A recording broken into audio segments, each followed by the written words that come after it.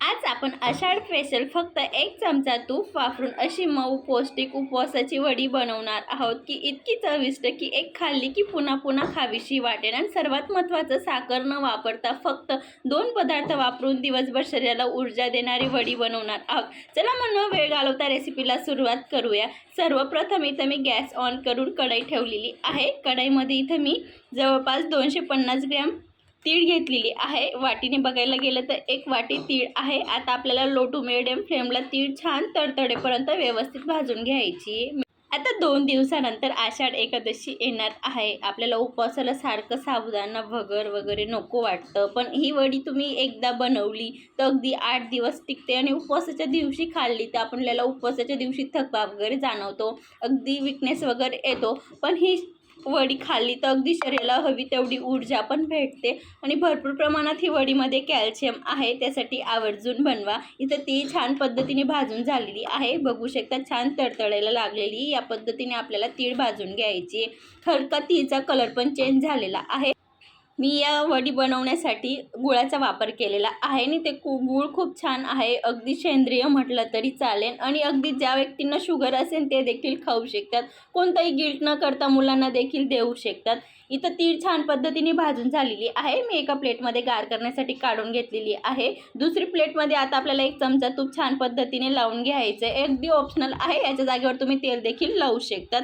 मी पूर्ण प्लेटला सुरुवातीलाच तूप लावून घेते, कारण की आपण जेव्हा वडी बनवणार आहोत त्या टायमाला थोडी घाई होऊ शकते, त्यासाठी सुरुवातीलाच मी आधी प्रिपरेशन करून घेतलेलं आहे। आता ही प्लेट आपल्याला साईडला ठेवून द्यायची आहे। तीळ पण छान पद्धतीने गार झालेली। एका मिक्सरच्या भांड्यामध्ये आता पूर्ण तीळ काढून घ्यायची आणि आपल्याला अगदी भर टाईप करून घ्यायचं। याच्यामध्ये आपल्याला कसली विलायची पावडर वगैरे ॲड करायची नाही, कारण की आपण उपवासाला विलायची वगैरे खात नाही। तुमच्याकडे खात असेल तर तुम्ही ॲड केली तरी चालेल। मी तर 1 चमचा तीळ भाजलेली काढून घेते, मला शेवटी लागणार आहे, ते तुम्हाला पुढे समजेलच। आणि आता आपल्याला मिक्सरचं झाकण लावून अगदी भर टाईप बारीक करून घ्यायचे। आता त्याच कढईमध्ये मी ते 1 चमचा तूप घालते। तूप घातल्यानंतर आपण जेवढी तीळ घेतली होती मी ते तेवढेच गूळ घेते आणि अगदी 5 ते 6 चम्मच पाणी घेते। ज्या वाटीने गूळ घेतला आहे त्याच वाटीने पाव वाटीपेक्षा कमी आहे। आता आपल्याला गूळ छान पद्धतीने मेल्ट करून घ्यायचं आहे। पाणी अगदी शक्य तेवढं कमीच वापरायचं आहे, कारण की आपल्याला अगदी गोळी बनस्तोपर्यंत इथं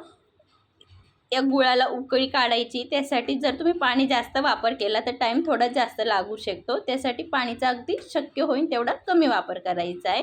आणि मी सांगितलं त्यानुसार वापर केला तर एकदम परफेक्ट 5 ते 6 मिनिटात होते।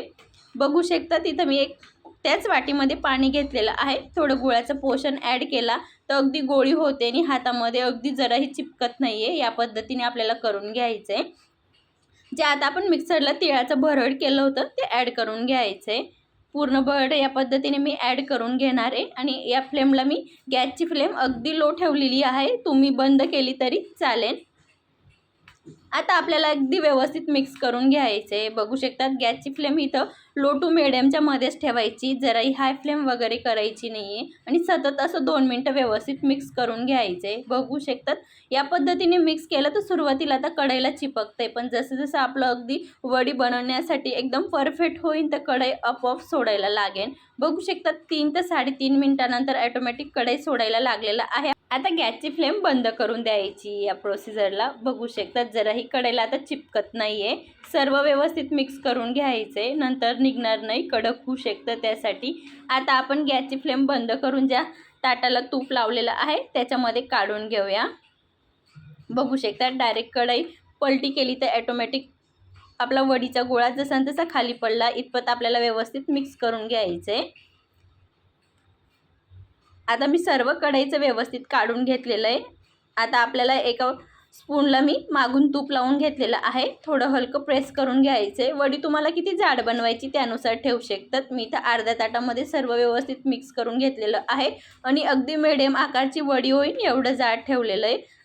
जी आपण सुरुवातीला 1 चमचा तीळ काढली होती आता वरून थोडी स्प्रेड करून घ्यायची आहे आणि मी थोडी ड्रायफ्रूटचे काप पण स्प्रेड करते। हे अगदी ऑप्शनल आहे, तुम्ही स्किप केलं तरी चालेल, पण हे केल्याने आपली वडी दिसते खूप छान आणि मुलं खूप आवडीने खातात। आणि याच्यात आपण सेंद्रिय गुळाचा वापर केलेला आहे म्हणून थोडा कलर नॉर्मल डल आलेला आहे, पण खायला खूप छान लागतं आणि अगदी कोणतंही गिल्ट न करता मुलांना तुम्ही देऊ शकतात। कलरपेक्षा त्याचे शरीरासाठी फायदे खूप महत्त्वाचे आहेत. त्यासाठी आवर्जून गूळ वापरून ही तीळची वडी नक्की बनवा. मी तर अर्धा तासानंतर कट पाडून घेते. परत अजून अर्धा तास रेस्ट करण्यासाठी ठेवणार आहे आणि अर्धा तासानंतर तुम्हाला फायनली दाखवते. बघू शकता तिथं आपली तीळची वडी बनून तयार झालेली आहे. उपवासाच्या दिवशी एक वडी नक्की खा आणि दिवसभर शरीराला ऊर्जा देते. अशा सोप्या आणि मस्त रेसिपी पाहण्यासाठी माझ्या चॅनलला सबस्क्राईब करा. अशाच मस्त आणि जबरदस्त रेसिपीसोबत भेटूया. तोपर्यंत काळजी घ्या. धन्यवाद.